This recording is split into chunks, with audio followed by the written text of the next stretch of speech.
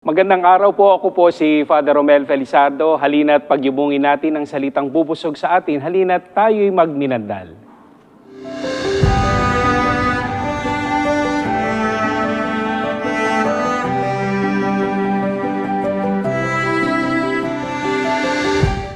Sa pagdiriwang natin ng kapistahan ng banal na pamilya ni Jesus, Maria at Jose, pinapaalala sa atin kung ano ang dapat maging ang isang pamilya.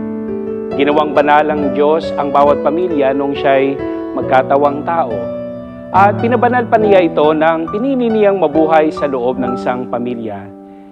Hindi dahil Holy Family ang tawag sa kanila ay perpekto na sila. Kahit ang banal na pamilya ay nakaranas din ng sakit at pagkukulang. Sinasabi na minsan naging pasaway din ang ating batang Panginoong Hesus. Nagpunta silang pamilya sa templo ng Jerusalem at doon nawalay ang batang si Jesus sa mag-asawa na hindi nila namamalayan. And take note, katapos nilang makita ang bata, nagulat sila sa pagsagot na ginawa niya. Aba, marunong nang sumagot sa magulang ang batang si Jesus. Naway tularan natin ang banal na pamilyang ni Jesus, Maria at Jose. Sila ay handa na laging sumunod at ipagkatiwala sa Ama ang kanilang kapakanan. Tandaan po natin, walang banal na pamilya ang napapahamak o napapariwara kung ang Diyos ay nasa sentro nila. Sa pagdiriwang naman natin ang kapistahan ng banal na pamilya, buksan natin ang pintuan ng ating tahanan at doon papasukin natin si Jesus upang tayo ay kanyang magabayan sa tamang pagtataguyod ng ating munting simbahan, ang ating pamilya. Kasunod na araw, pinagdiriwang naman natin ang dakilang kapistahan ni Maria bilang ina ng Diyos. Tularan din natin siya sa kanyang paraan ng pagsalubong sa isang bagong taon. Narinig natin na sinabi sa Ebanghelyo at ang lahat ng ito'y itinago ni Maria sa kanyang puso.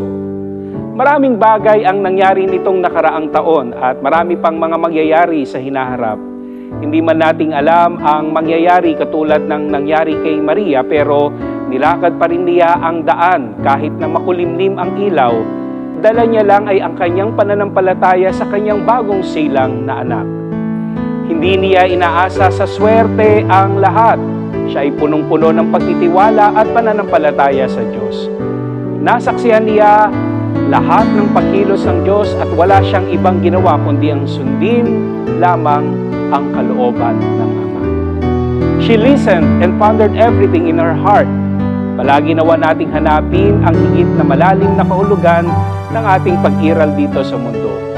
Patuloy pa rin na magnilay at magdasal. Muli, maligayang Pasko at manigong bagong taon po para sa lahat.